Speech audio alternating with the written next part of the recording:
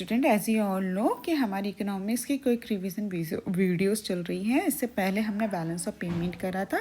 आज की क्लास में हम फॉरेन एक्सचेंज रेट करेंगे। हम कोशिश करेंगे कि 10 से 20 मिनट में ये वीडियो ख़त्म कर सके। So shall we start now. Yes, foreign exchange rate क्या होता है? फॉरेन एक्सचेंज रेट बेसिकली वो रेट होता है जहाँ पे हम डोमेस्टिक करेंसी को फॉरेन करेंसी के साथ एक्सचेंज करते हैं। फॉर एग्जाम्पल, अगर आपको $1 खरीदना है, अमेरिका वगैरह का $1 खरीदना है, तो अल्टीमेटली आपको 90 रुपीज़ देने पड़ेंगे। ऐसे ही आपको अगर $5 खरीदने हैं या फिर $2 खरीदने हैं तो आपको 180 रुपीज़ देने पड़ेंगे। ठीक है, तो ये हमने क्या कंसिडर करा कि हमने ये एक्सचेंज रेट लगाया कि अगर $1 खरीदना है तो हमें कितने पैसे देने होंगे, अगर $2 खरीदने हैं तो कितने पैसे देने होंगे। ठीक है, it tells us how much of one currency we need to buy another currency. एक करेंसी को खरीदने के लिए हमें दूसरी करेंसी का कितना रुपया देना होगा। That is known as foreign exchange rate. Foreign exchange rate मतलब ये इंटरनेशनल लेवल पे होता है। डोमेस्टिक लेवल मतलब डोमेस्टिक करेंसी मतलब हमारे यहाँ की इंडिया की करेंसी क्या है, रुपीज़ है। जैसे अमेरिका की करेंसी क्या है, डॉलर है। ठीक है, ऐसे करके हमें क्या करना होता है, जब इन करेंसी को चेंज करना होता है तो हम क्या बोलते हैं उसके फॉरेन एक्सचेंज रेट। ठीक है, ये इसकी डेफिनेशन है। आप अपने एग्जाम में लिखने के लिए इसको यूज़ कर सकते हो। और ये इसके एग्जांपल दिया हुआ है कि $1 को खरीदने के लिए 83 रुपीज़ हमें लगेंगे। अब ये जो अमाउंट है, ज़रूरी नहीं है कि एग्जैक्टली 83 रुपीज़ यहाँ लिखा हुआ है तो सेम हो। आज के टाइम पे 90 चल रहा है, 90 से अबव भी चल रहा है। तो ये फ्लक्चुएट होता रहता है, डे टू डे भी फ्लक्चुएट होता है और ईयर टू ईयर भी फ्लक्चुएट होता है। बेसिकली ये जो फ्लक्चुएशन है वो डिटरमाइन होता है मार्केट फोर्सेस से। मार्केट फोर्स क्या होता है, डिमांड एंड सप्लाई फोर्सेस। ठीक है, अब जब ये अमाउंट जो फ्लक्चुएट होता है ये कभी कभी इंक्रीज भी होता है, डिक्रीज भी होता है। तो इसको हम क्या बोलते हैं, करेंसी डेप्रिसिएशन या करेंसी एप्रिसिएशन। चलिए समझते हैं करेंसी डेप्रिसिएशन और करेंसी एप्रिसिएशन में क्या अंतर है। तो करेंसी डेप्रिसिएशन का क्या मतलब, पहले हम करेंसी डेप्रिसिएशन को समझेंगे फिर एप्रिसिएशन को समझेंगे। करेंसी डेप्रिसिएशन का मतलब है fall in the value of domestic currency. Fall, हम किसकी बात कर रहे हैं, फॉल की बात करें। फॉर एग्जाम्पल, अगर $1 में हमारे पास कितने रुपए, 85 रुपीज़ है। अब आपके अकॉर्डिंग फॉल का मतलब क्या हो सकता है कि $1 में हो सकता है 80 रुपये है, इसलिए फॉल हो रहा है। बट नहीं, यहाँ पे ये कॉन्सेप्ट गलत हो जाता है। हमारी करेंसी के फॉल होने का मतलब है अब $1 खरीदने के लिए अब हमें हो सकता है 90 रुपये देने पड़े। पहले 85 देना पड़ता था, अब 90 देना पड़ रहा है। इसकी वजह से हमारी जो करेंसी वीक हो रही है। वीक मतलब अब हमें ज़्यादा से ज़्यादा पैसा देना पड़ रहा है वो $1 को खरीदने के लिए।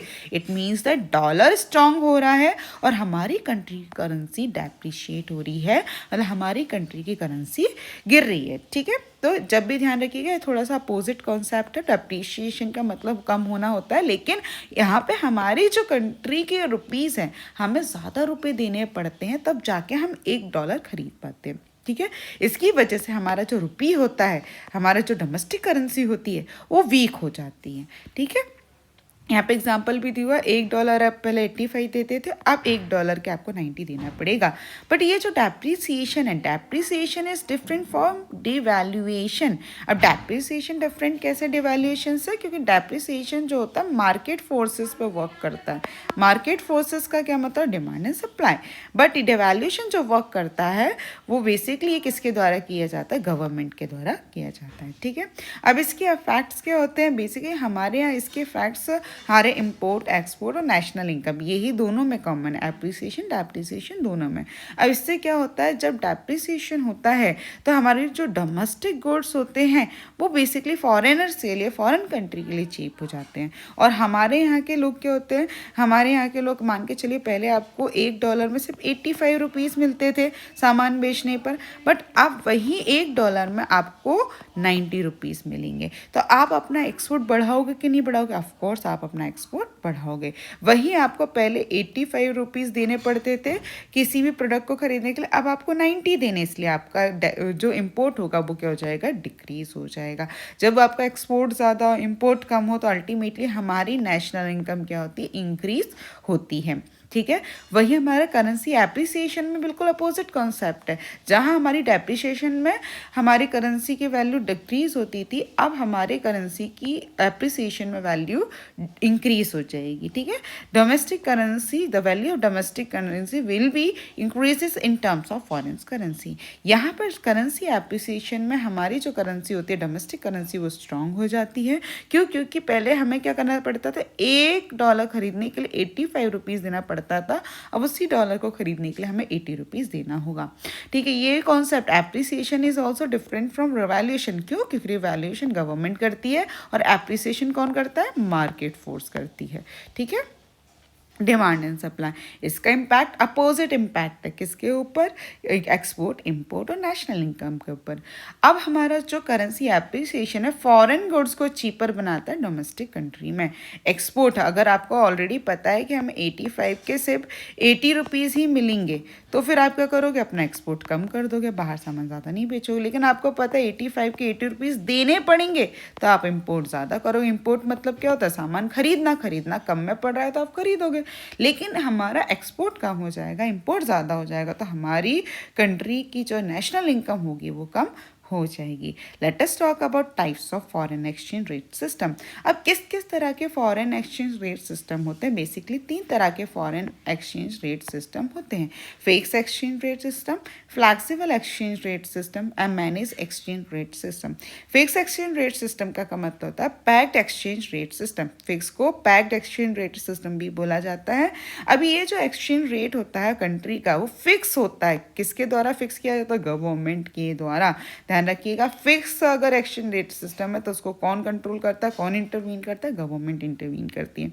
अब इसके फ़ायदे भी हैं। इसके फ़ायदे क्या हो सकते हैं? अगर आपकी कंट्री में फिक्स एक्सचेंज रेट होगा तो अल्टीमेटली क्या होगा? आपके जो इंटरनेशनल इन्वेस्टमेंट होगी वो प्रमोट होगी, इंटरनेशनल ट्रेड प्रमोट होंगे, और बेसिकली आप स्पेकुलेटिव एक्टिविटीज से दूर रहोगे। स्पेकुलेटिव एक्टिविटी का क्या मतलब होता है?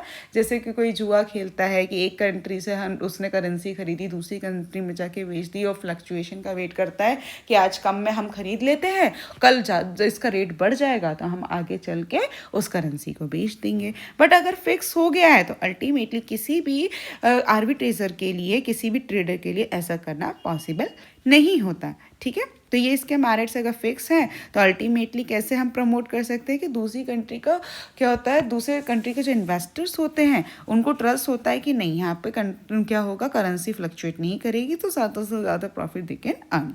ठीक है। बट डीमेरिट्स क्या हो जाते हैं? आपको किसी भी करेंसी को फिक्स करने के लिए, फॉर एग्जांपल हमने डॉलर को फिक्स कर दिया कितने पे? 80 रुपीज़ पे, तो ज़्यादा से ज़्यादा लोग क्या करेंगे? इसको डिमांड करेंगे। तो हमारे पास उतने रिजर्व्स तो हो, अगर मान के चलो हमारे पास रिजर्व से 100 है और डिमांड करने वाले लोग 200, और हम इसको क्या नहीं कर रहे, चेंज ही नहीं कर रहे। हम अपने लॉ ऑफ डिमांड आपने पढ़ा है ना, पहले प्राइस इन्वर्सली रिलेटेड होता है क्वांटिटी डिमांड से, लेकिन हमने यहाँ पे प्राइस फिक्स कर दिया तो हम इतनी डिमांड को फुलफिल नहीं कर पाएंगे। ठीक है। Difficulty in fixing the exchange rate, ये बड़ी डिफिकल्ट बात हो कि हम किस रेट पे, क्या 80 पे रखें, क्या 90 पे रखें, ये सरकार के लिए मुश्किल हो जाता है।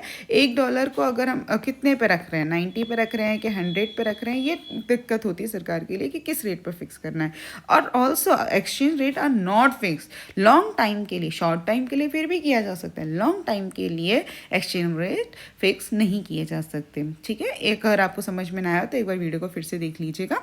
फ्लेक्सिबल एक्सचेंज रेट सिस्टम में क्या होता है? बेसिकली इसको floating and free exchange rate भी सिस्टम भी बोलते हैं। अब इसका जी बेसिकली किससे डिटरमाइन किया जाता है? मार्केट फोर्स इसको डिटरमाइन करती हैं। ठीक है। इसमें किसका रोल नहीं होता? गवर्नमेंट का इसमें बेसिकली रोल नहीं होता। इसके मेरिट्स क्या है कि maintain equilibrium level. Maintain equilibrium का मतलब अगर डिमांड सप्लाई ज़्यादा हो जाती है तो अल्टीमेटली हम क्या कर सकते हैं, प्राइस कम करके ज़्यादा करके इसको मेंटेन कर सकते हैं। बट फिक्स में ऐसा करना पॉसिबल नहीं होता। No need for use foreign exchange reserve. ज़्यादा एक्सचेंज रिजर्व या फॉरेन रिजर्व की हमें ज़रूरत नहीं पड़ती है। क्यों? क्योंकि हम ऑलरेडी प्राइस बढ़ा के अपनी डिमांड को फुलफिल कर लेते, सप्लाई को फुलफिल फुलफिल कर लेते हैं। And optimum utilization of resources, यहाँ पे जो होते हैं कि इसमें फ्लैक्सिबल एक्सचेंज रेट में रिसोर्सेज ऑप्टिमली यूटिलाइज हो जाते हैं।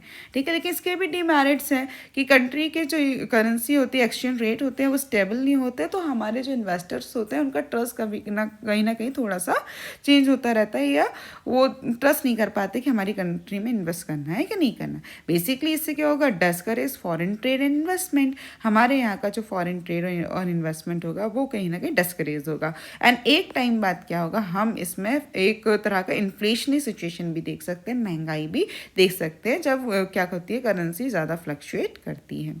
अब देखिए मैनेज एक्सचेंज रेट सिस्टम क्या होता है, बेसिकली ये अलग नहीं है, इन दोनों का कॉम्बिनेशन है। किसका, फिक्स्ड एंड फ्लैक्सिबल का जो कॉम्बिनेशन है उसी को हम क्या बोलते हैं, मैनेज एक्सचेंज रेट सिस्टम। इसको हाइब्रिड सिस्टम भी बोला जाता है। हाइब्रिड सिस्टम क्यों बोला जाता है, अगर आपसे क्वेश्चन पूछते हैं तो हाइब्रिड सिस्टम इसलिए बोला जाता है क्योंकि it is a mixture of fixed and flexible exchange rate system. इसको डर्टी फ्लोटिंग भी कहा जाता है। डर्टी फ्लोटिंग इसलिए कहा जाता है क्योंकि there is a intervention of RBI and government, that's why it is known as dirty floating. मतलब ये प्योर फ्लोटिंग नहीं है, क्लीन फ्लोट या फिर प्योर फ्लोटिंग नहीं है। क्यों, क्योंकि यहाँ पर सरकार इसको मैनिपुलेट करती है, आरबीआई इसको मैनिपुलेट करती है, डायरेक्ट मार्केट फोर्सेस यहाँ वर्क नहीं करते।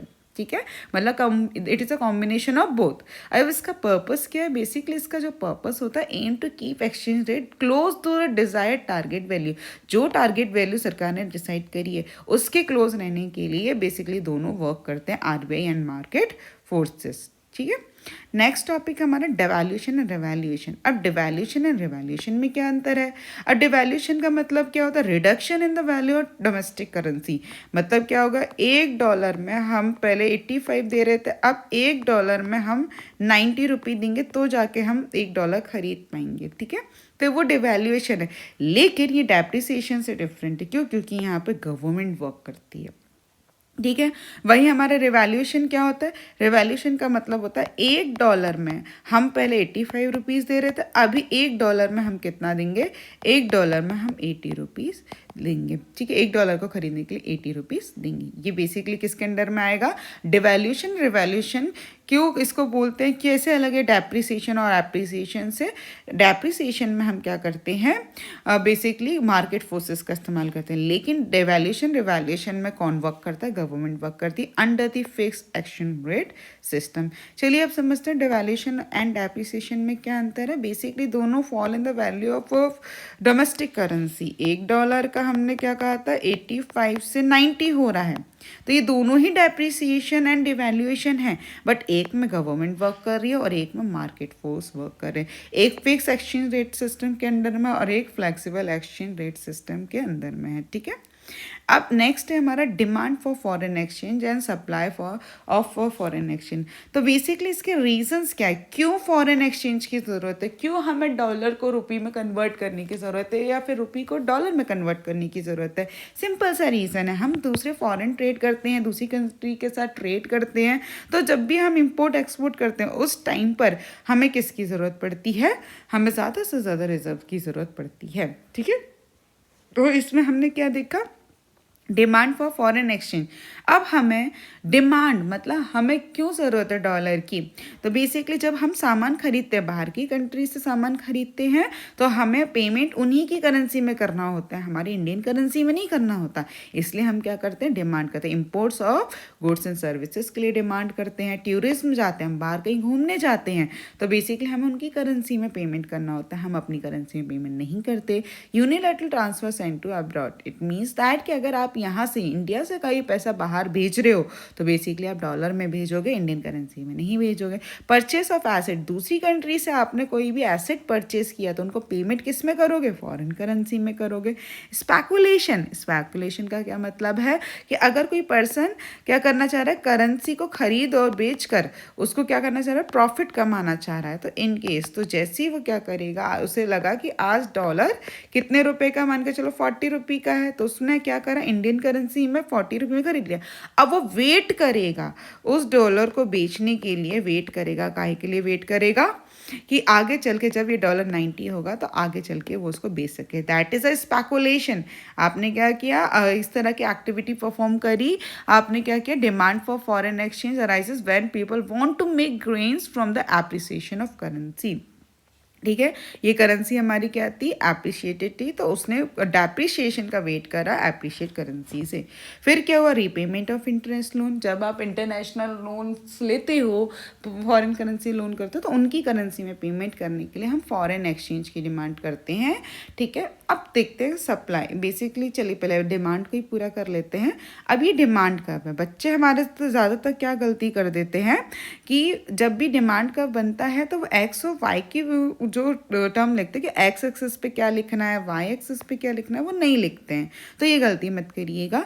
अब डिमांड कब बनाते टाइम देखिएगा, डिमांड कब कैसा बनता है, डाउनवर्ड स्लोपिंग बनता है। ठीक है, तो एक्स एक्सिस पे हमने किया demand for foreign exchange rate. ये फॉरेक्स जो लिखा हुआ है, मैंने शॉर्ट में लिखा है, इसको फॉरेन एक्सचेंज रेट बोलते हैं। इन डॉलर्स, ये डॉलर्स में दिया हुआ है कि हमारे डॉलर्स की डिमांड कितनी, और यहाँ पे क्या, price of dollar in terms of rupee.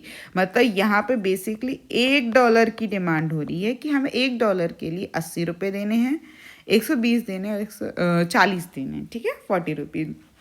अब देखिए ज़रा, जब 80 रुपीज़ था, $1 का 80 रुपीज़ था, तो यहाँ पे देखिए इस थोड़े सी इस डिटेल को देखिए। $1 में जब 80 रुपीज़ था तो हमारे 500 peoples were purchasing the dollar.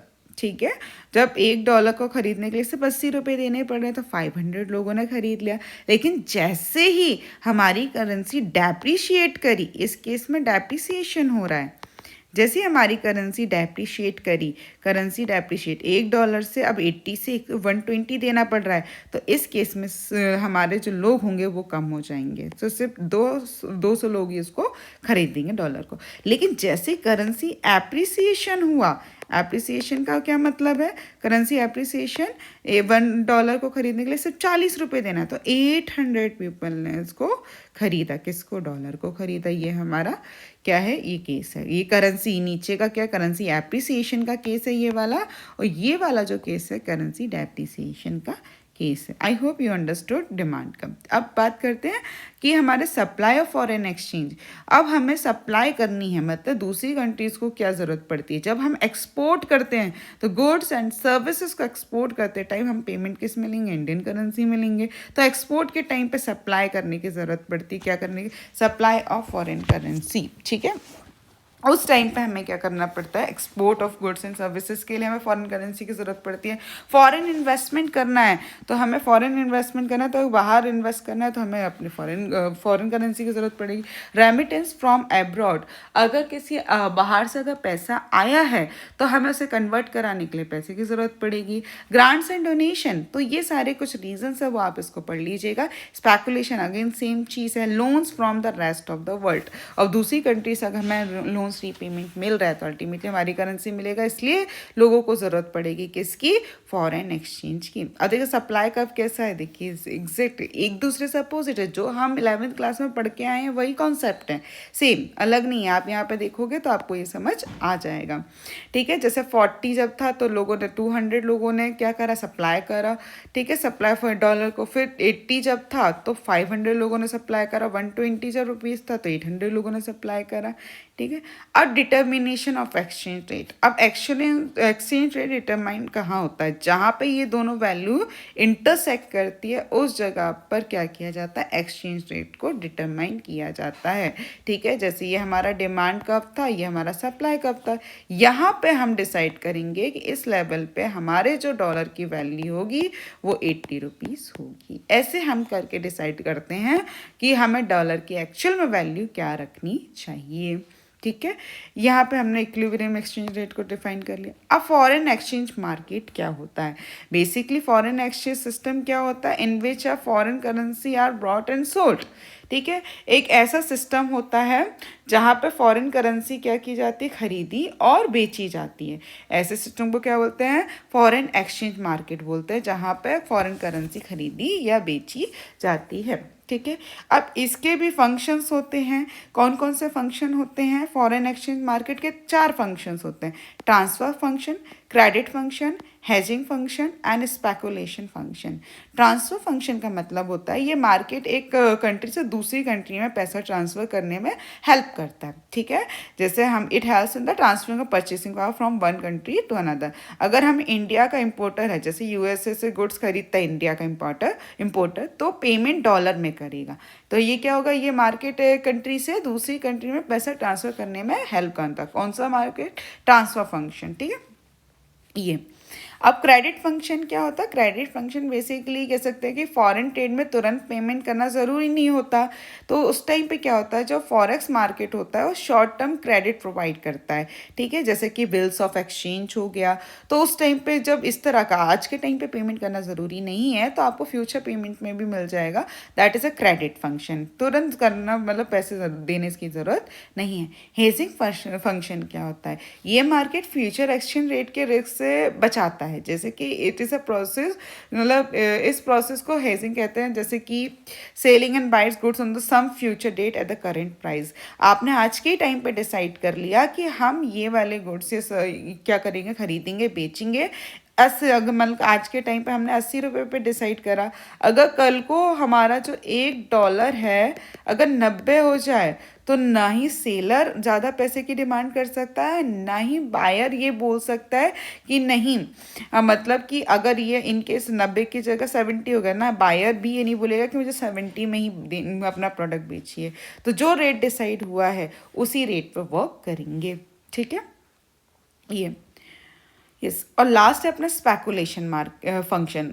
Speculation function कुछ लोग क्या करते हैं, एक्सचेंज रेट के चेंज होने का क्या कहते हैं अंदाज़ा लगा लेते हैं। जैसे कि उन्हें पता है कि आज के टाइम पर $1 जो है अगर 40 रुपी चल रहा है या 50 रुपी चल रहा है, तो उन्हें पता है कि आगे चल के ये $90 हो सकता है। तो वो आज के टाइम पे खरीद लेंगे और आगे चल के इसको बेच देंगे। तो ये कुछ फंक्शंस है किसके? फॉरेन एक्सचेंज मार्केट के। तो कौन कौन से function? Transfer function, credit function, hedging function, speculation function, ये कुछ फंक्शंस हैं, ठीक है। अब बात करते हैं किसकी, हम बात करते हैं किसकी? Kinds of foreign exchange market. अब दो तरह के फॉरेन एक्सचेंज मार्केट होते हैं। दो तरह के फॉरेन एक्सचेंज मार्केट कौन कौन से होते हैं? एक तो होता है कि ऑन द स्पॉट आपने पेमेंट कर दिया, जैसे कि करेंसी आप what and sold for immediate delivery. आज ही के टाइम पे बोला ना कि आज ही हमें क्या चाहिए, जैसे कि if an importer buys $US today, अगर $US कोई इम्पोर्टर आज खरीदता है $US को और payment is settlement immediately at the current exchange rate, it is a spot market. समझ में आ रहा है कि अगर वो अपना पेमेंट सेटल करना चाहता है आज ही के टाइम पे, तो that is on the spot, उसी टाइम पे चीज़ें हो रही है। लेकिन फॉरवर्ड मार्केट में ऐसा नहीं है। आज के टाइम पे जो रेट डिसाइड किया है उसके बेसिस पे, मतलब currencies are bought and sold for future delivery at a rate agreed upon today. आज के टाइम पे हमने जो रेट डिसाइड करा उसी रेट पे हम क्या करेंगे, फ्यूचर में डिलीवरी करेंगे। अब देखिए दोनों सुनने में सेम लग रहा है, कौन सा? Hedging and forward market, but दोनों सेम नहीं है। बेसिकली हेजिंग का एक technique to reduce the risk, ये एक तरह के प्रोटेक्शन फ्रॉम रिस्क है कि इसके मतलब आगे चल के जो रिस्क आपको लगेगा वो एक तरह का कह सकते हैं कि रिस्क है, लेकिन प्रोटेक्शन है रिस्क से बचने के लिए। लेकिन फॉरवर्ड मार्केट एक तरह का प्लेटफॉर्म है जहाँ पे क्या करते हैं, where such protection is arrange, मतलब इस प्रोटेक्शन को फुलफिल करने के लिए एक मार्केट की ज़रूरत होती है, that is a forward market, ठीक है। यहाँ पे हमारे सारे कॉन्सेप्ट हमने पढ़ लिए, एक बार रिकॉल कर लिया, आपने सब कुछ पहले से पढ़ रखा होगा, लेकिन ये बस एक क्विक वीडियो तो सारे कॉन्सेप्ट को समझने के लिए। एक बार इस वीडियो को फिर से देखिएगा। आई होप कि आपको ये वीडियो पसंद आया होगा। अगर पसंद आया होगा तो प्लीज़ लाइक करें और सब्सक्राइब करना ना भूलें, क्योंकि इस तरह की वीडियो को बनाने के लिए बहुत मेहनत लगती है। तो प्लीज़ इसको अपने दोस्तों के साथ ज़रूर शेयर करें। Thank you.